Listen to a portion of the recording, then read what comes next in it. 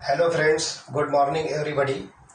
हमने hello alkanes का बहुत सारा टॉपिक जो है अब तक के कवर किया है, जिसमें फिजिकल प्रॉपर्टीज ऑफ अल्केन्स तक हमने कल इसके पहले वाले लेक्चर में डिस्कस किया था। आज का जो हमारा पॉइंट एक्सप्लेनेशन का है that is stereo isomerism in haloalkanes, और इस स्टेरियो आइसोमेरिज्म के बाद हम डिस्कस करेंगे ऑप्टिकल एक्टिविटी। ऑप्टिकल एक्टिविटी समझने से पहले हमको ये देखना है कि जो ऑर्गेनिक कंपाउंड्स के जो मॉलिक्यूल्स होते हैं उसको ब्लैक बोर्ड पर हम जो है 3 डायमेंशनल शेप में कैसे ड्रॉ करेंगे। एक्चुअली बोर्ड जो हम देख रहे हैं या आपके जो नोटबुक का पेपर होता है वो पेपर 2 डायमेंशन होता है जिसमें लेंथ और ब्रेड्थ होती है, लेकिन जब आप ऑर्गेनिक मॉलिक्यूल का मॉडल बनाओगे तो उसके अंदर आपको लेंथ, ब्रेड्थ और हाइट तीनों मिलेगी। तो 3 डायमेंशन मॉडल्स को हम 2 डायमेंशन शीट पर, यहाँ पर बोर्ड की जो प्लेन है, बोर्ड की सरफेस है, ये 2 डायमेंशन है, आपके पेपर की जो शीट है वो 2 डायमेंशन है। तो उस 2 डायमेंशन शीट पर आपको 3 डायमेंशन मॉलिक्यूल्स कैसे बनाना है, कैसे ड्रॉ करना है, उसके लिए 2 मेथड्स है। पहले हम वो चीज डिस्कस करेंगे। तो इसके लिए जो है 2 फार्मूला यूज करेंगे हम, जिसमें पहला फार्मूला है फिशर फार्मूला और it is also called as cross formula, या सिंपली आप इसको फिशर प्रोजेक्शन फार्मूला भी कह सकते हो, क्रॉस फार्मूला। इसमें क्या करते हैं, फॉर एग्जांपल मुझे कार्बन लेना है और कार्बन की 4 वैलेंसीज को मुझे बताना है।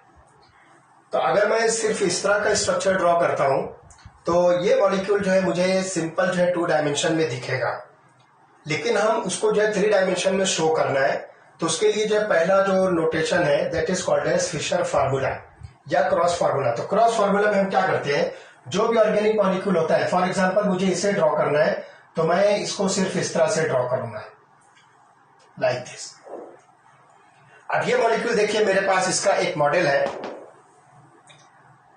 See this one. आपको यहां पर ये जो ब्लैक यूनिट मैंने होल्ड किया हुआ है, ये ब्लैक यूनिट जो आपको नजर आ रहा है दिस इज कार्बन, और उसकी ये 1, 2, 3 और 4 वैलेंसीज है। ये 4 वैलेंसीज को मैं यहां पर अगर इस फॉर्म में बनाना चाहूं तो एक्चुअली ये बनेगा कैसे।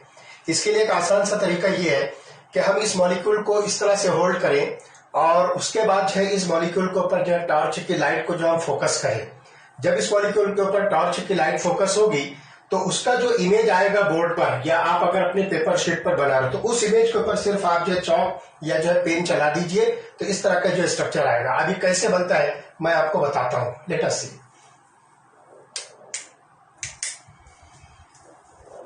लुक हियर, मैंने इस मॉलिक्यूल को देखो इस तरह से होल्ड किया है और आपको इसका जो है इमेज जो है दिख रहा है बोर्ड के ऊपर। बस इस इमेज के ऊपर मैं क्या करता हूं, इस तरह से चौक की लाइन बना देता हूं, तो इस तरह से ये क्रॉस फार्मूला बनेगा।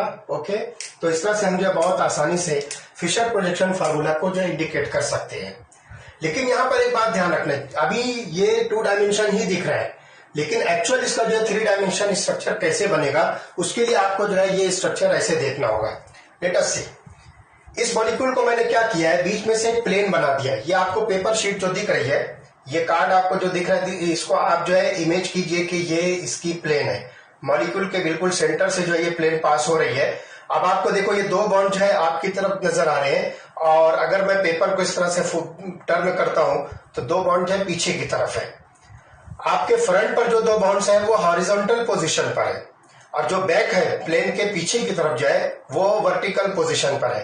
अब थोड़ी देर के लिए इस प्लेन को मैं इस तरह से हॉरिजॉन्टल कंसीडर करता हूं तो आप देखिए कि ये जो बॉन्ड जो पहले आपके सामने थे वो अभी अबव द प्लेन है, और जो बॉन्ड जो है बिहाइंड द प्लेन थे वो बिलो द प्लेन है। अब इस चीज को मैं जो पेपर पे जो आपको यहाँ पे जो नजर आ रहा है बोर्ड पर, ये पेपर पे हम इसको कैसे लिखेंगे, तो let us see how to draw this molecule. ये जो स्ट्रक्चर आपको नजर आ रहा है, तो फॉर एग्जांपल हमने चूंकि कार्बन को लिया है तो लेट अस सी, ये हो गया आपका सेंट्रल कार्बन जो यहाँ पर क्रॉस की दोनों लाइन जो क्रॉस कर रही है इस जगह पर कार्बन होगा। उसके बाद ये वाली जो लाइन है जो आपकी तरफ प्रोजेक्ट कर रही है, यानी कि अगर मैं प्लेन को इस तरह से वर्टिकल कंसीडर करता हूं तो ये दोनों लाइंस, या जिसको आप बॉन्ड्स कहोगे, 2 वैलेंसी कार्बन की, वो आपकी तरफ आ रही है। या अगर मैं इस प्लेन को इस तरह से करता हूं तो ये दोनों लाइन जो है अबव द प्लेन जा रही है। तो इस चीज को इंडिकेट करने के लिए हम यहां पर इस तरह से नोटेशन यूज करेंगे। इस लाइन को थोड़ी सी इस तरह से थिक बनाना है, लाइक दिस, और उसके बाद दूसरी वाली भी इसी तरह से आपको थिक लाइन से इंडिकेट करना है। ये तो हो गया हॉरिजॉन्टल लाइन जो आपको ये नजर आ रही है, जो कि नियर टू यू यानी आपकी तरफ है, या फिर अगर प्लेन को मैं हॉरिजॉन्टल लेता हूं तो ये अबव द प्लेन जा रही है। अब जो लाइन आपको ये वर्टिकल दिख रही है, देखने को तो ये यहाँ पे वर्टिकल है, लेकिन ये प्लेन के पीछे है। अगर आप वर्टिकल प्लेन लेते हो तो ये पीछे की तरफ नजर आ रही है, या अगर आप इसको हॉरिजॉन्टल प्लेन लेते हो तो ये नीचे है, it is below the plane. या फिर अगर ऐसी प्लेन लेते हो तो it is behind the plane. तो बिहाइंड द प्लेन वाले बॉन्ड को आप जो इस तरह से इंडिकेट करोगे डॉटेड लाइन से।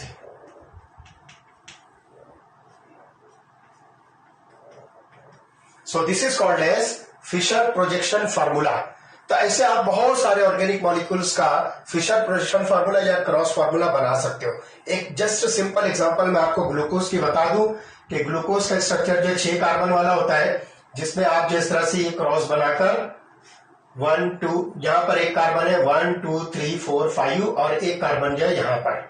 तो इस तरह से आप जो ग्लूकोज का स्ट्रक्चर जो शो कर सकते हो। आगे हम जब बायोमोलिक्यूल डिस्कस करेंगे उस वक्त तो मैं ये डिटेल में बताऊंगा।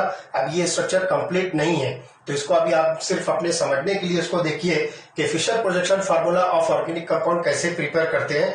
उसके लिए आसान तरीका है कि ऑर्गेनिक कंपाउंड का आप जो इस तरह से कोई मॉडल बना लीजिए और उस मॉडल को इस तरह से रख के उसके ऊपर टॉर्च की लाइट फोकस करो। वो फोकस करने पर जो इमेज बनेगा उस इमेज के ऊपर आप जो चॉक या अगर पेपर पे बना रहे हो तो आप उस पर जो पेन चला दीजिए। इस तरह से आपको यहां पर फार्मूले मिल जाएंगे। Now the second notation is wedge formula.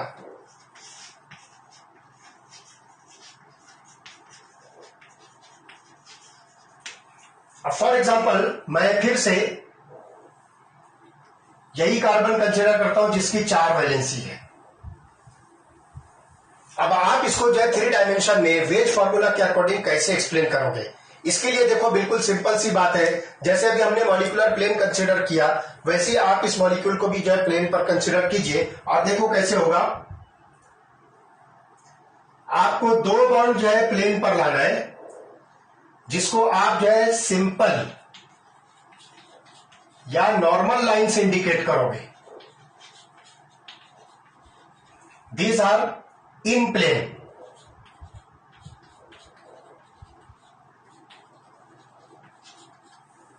In plane bonds को आप जो सिंपल या नॉर्मल लाइन से इंडिकेट करोगे।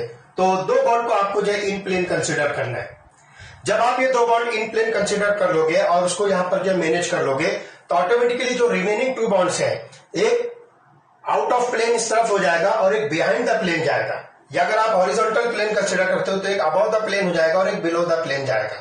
ठीक, तो अबव द प्लेन जो बॉन्ड होगा उसको आप जो है थिक वेज लाइन से इंडिकेट करोगे इस तरह से।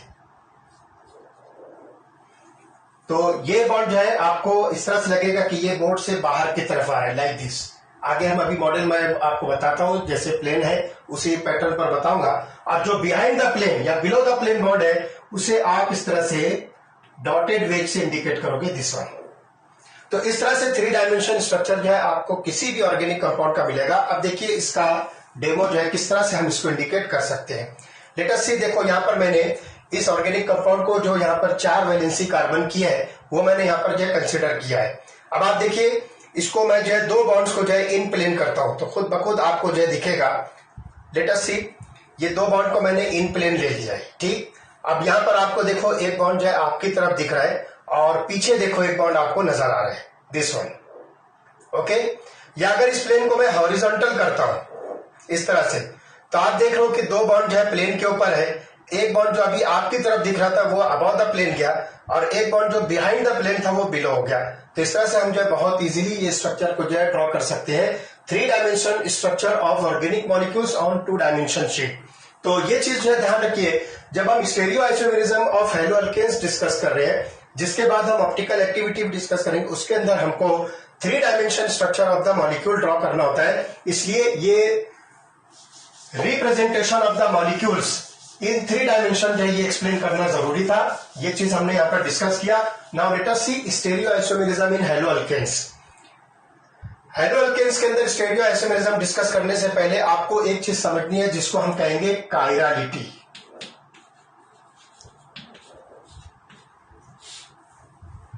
कायरलिटी का मतलब क्या होता है कि आपके पास कोई एक सेंटर है मॉलिक्यूल में, से फॉर एग्जांपल हम ऑर्गेनिक कंपाउंड कंसीडर कर रहे हैं तो उसके पास में कार्बन चेन होती है, तो कार्बन को आप चाहे सेंटर पार्ट मॉलिक्यूल का कंसीडर कीजिए और उसके साथ में उसका जो अटैचमेंट होता है, कौन कौन से एटम्स या ग्रुप्स उसके साथ में अटैच है, उसके बेसिस पर हम जो है कायरलिटी को जो डिस्कस करेंगे। Chirality is related to our hands. तो मैं आपको यहां पर बताऊं कि फॉर एग्जांपल आप मेरे इस हैंड को कंसीडर कीजिए। मेरा ये हैंड जो है आपको जो नजर आ रहा है, आप इसको थोड़ी देर के लिए एक ऑर्गेनिक कंपाउंड मान लीजिए। जब मैं इस हैंड का मिरर इमेज बनाऊंगा तो वो मिरर इमेज मुझे इस तरह का दिखेगा, और जब दोनों को आमने सामने रखता हूं तो these two hands are mirror image of each other. तो ये बात जो खास तौर से ध्यान रखिए। अब मैं क्या करता हूं कि इस हैंड को मैं इस हैंड के ऊपर लाके पुट अप करता हूं, तो आप देखिए मेरी कोई भी फिंगर दूसरे हैंड की किसी भी फिंगर से टच नहीं करती है। इस कंडीशन को हम नाम देंगे नॉन सुपर इम्पोजेबल कंडीशन। कौन सी कंडीशन? कि मैंने अपना एक हैंड लिया, इसका सपोज ये मिरर इमेज है, इस मिरर इमेज को मैं उठाकर इसके ऊपर रखता हूं तो मेरी कोई भी फिंगर पहले हैंड की दूसरे हैंड की सेम फिंगर से टच नहीं होती है। जैसे आप देखिए कि मेरे इस हैंड का थंब जो है इस तरफ नजर आ रहा है, इस हैंड का थंब इस तरफ है। अगर ये ऐसे होता तो ये बात अलग थी, लेकिन ये इस तरह से है। तो आप यहां पर देख रहे हो कि this condition is called as non super imposable mirror image. तो इस मॉलिक्यूल के अंदर भी जब हम कायरलिटी डिस्कस करेंगे तो ये कायरलिटी के अंदर जो है कुछ कार्बन सेंटर ऐसा होना चाहिए जो असिमेट्रिक कार्बन होना चाहिए। उस असिमेट्रिक कार्बन को हम जो है कायरलिटी कहेंगे। फॉर एग्जांपल एक कार्बन मैं कंसीडर करता हूं, उसकी 4 वैलेंसीज को डिफरेंट एटम्स के साथ मैं सेटिस्फाई कर रहा हूं।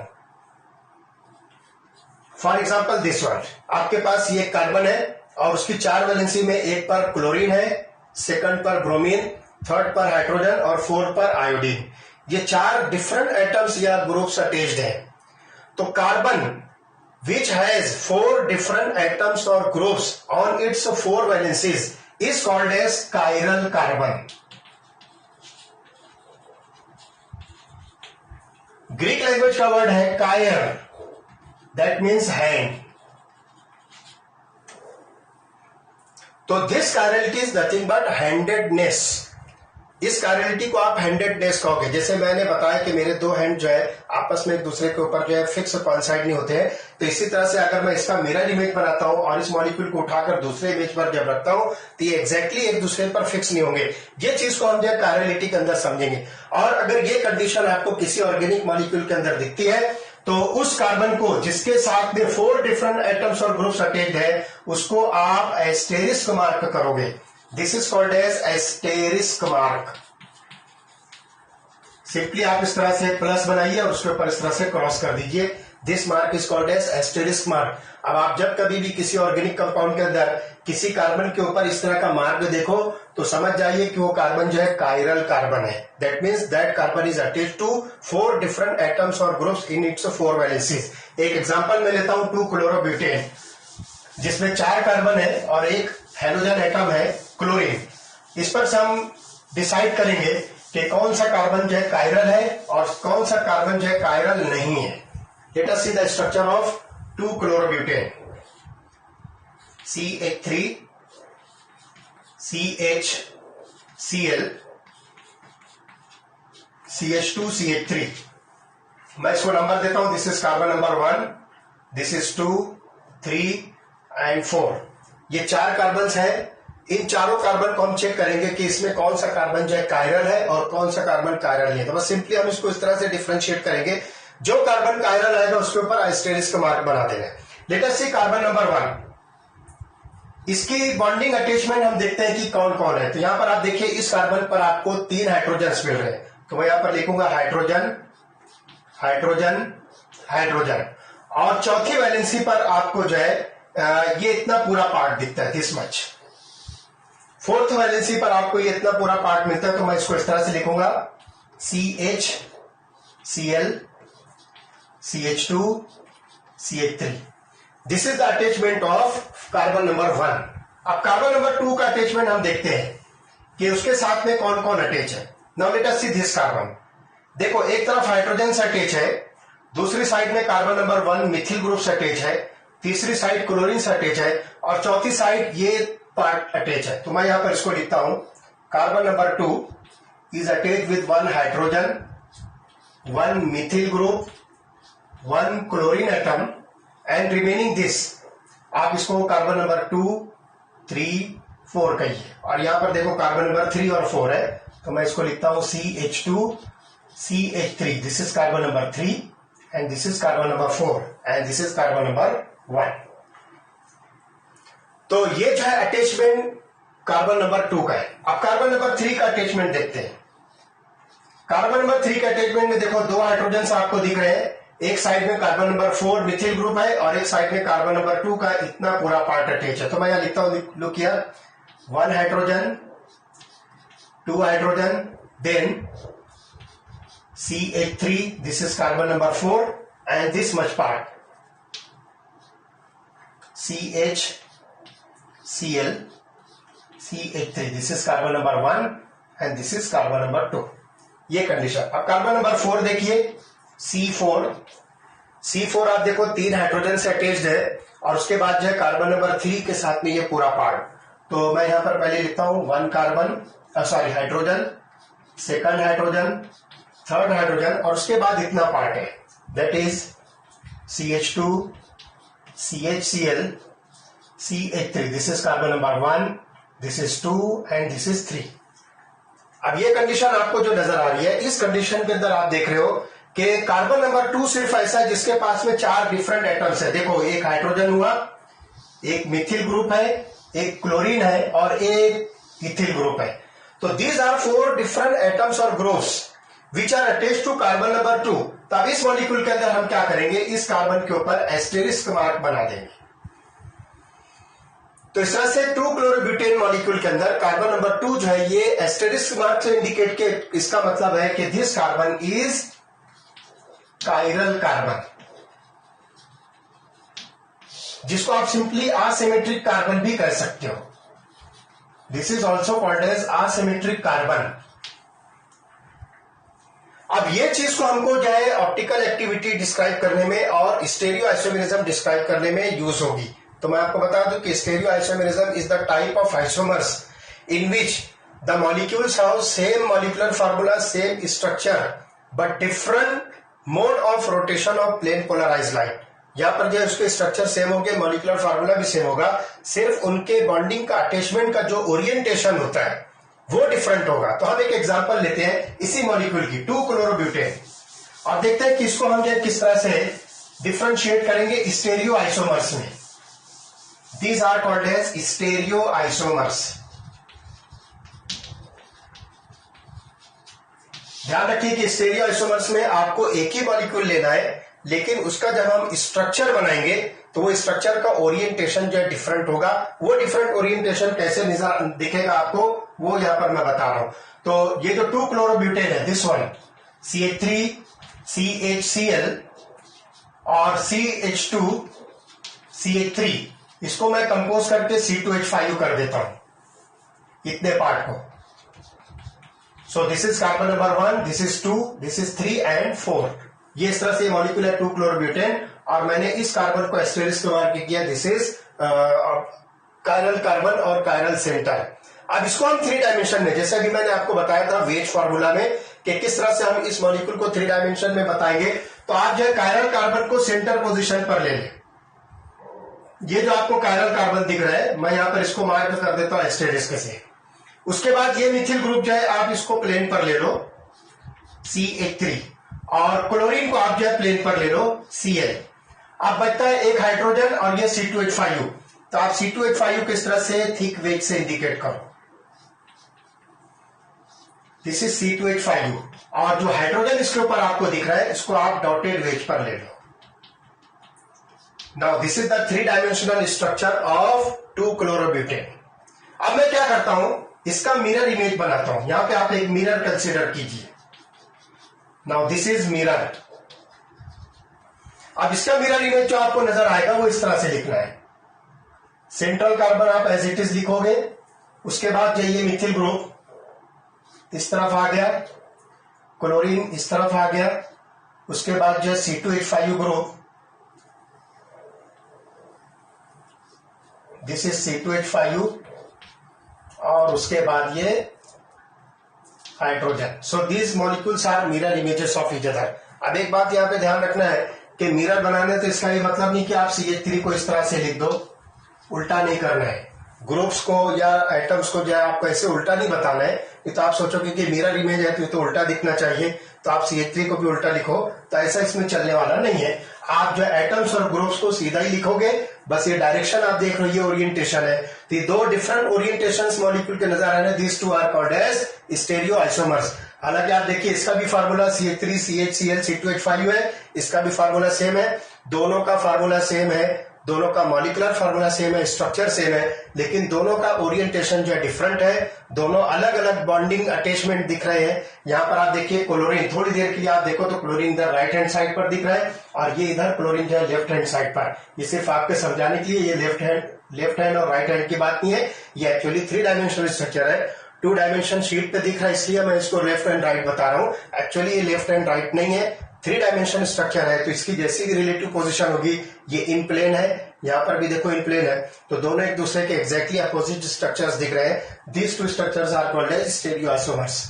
अब यहाँ पर एक बात जो है खास तौर से जो आपको मैं बताना चाहता हूँ कि इसके अंदर जो सुपर इम्पोजिबिलिटी की बात है, जैसे आप देखिए यहाँ पर हमारे घर में बहुत सारे ऑब्जेक्ट्स होते हैं, बहुत सारे घर के काम की चीजें होती है, घर के यूज की चीजें होती है, तो उसके अंदर भी हम देखें, जैसे फॉर एग्जांपल ये 2 बाउल्स है मेरे पास छोटे, इन दोनों को आमने सामने देखो तो ये दोनों एक दूसरे के एग्जैक्टली मिरर इमेजेस दिखते हैं। लेकिन आप देखिए मैं इस बाउल को उठाकर इसके ऊपर जब रख देता हूं, तो इस कंडीशन को आप जो है सुपर इम्पोजेबल कंडीशन कहोगे। ये दोनों बाउल्स जो है एक दूसरे के ऊपर बिल्कुल फिक्स आ रहे हैं। अगर मैं उठा के इधर कर दूं, ये दोनों एक दूसरे के मिरर इमेज है। जब मैं इस बाउल को इसके अंदर रखता हूं तो ये सुपर इम्पोजेबल है। लेकिन इस स्टेरियो आइसोमर के अंदर ऐसी कोई सुपर इम्पोजिबिलिटी नहीं रहेगी। आप इसको नाम दोगे these are non super imposable.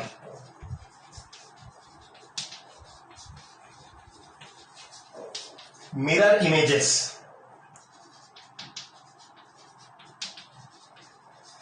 These stereoisomers are non superimposable mirror images।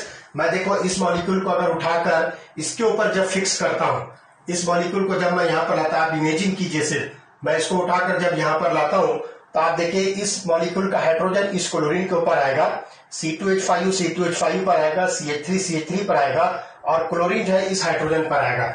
मतलब ये नॉन सुपर इम्पोजेबल नहीं है। नॉन सुपर इम्पोजेबल कब होगा? जब हाइड्रोजन पर फिक्स होगा, मिथिल ग्रुप पर फिक्स होगा, क्लोरीन पर जाएगा, और C2H5 पर जाकर टच होगा। जैसे मैंने बताया, मेरे दोनों हाथों को मैं इस तरह से अगर बताऊं, तो आप देखिए हर फिंगर दूसरे हैंड की फिंगर के ऊपर जो बिल्कुल जाकर फिक्स हो रही है। इस कंडीशन को हम सुपर इम्पोजेबल कहते हैं। लेकिन यहां पर आप देख रहे हो इस मॉलिक्यूल के अंदर कोई सुपर इम्पोजिबिलिटी नहीं है। मैं इसके मॉडल बताता हूं।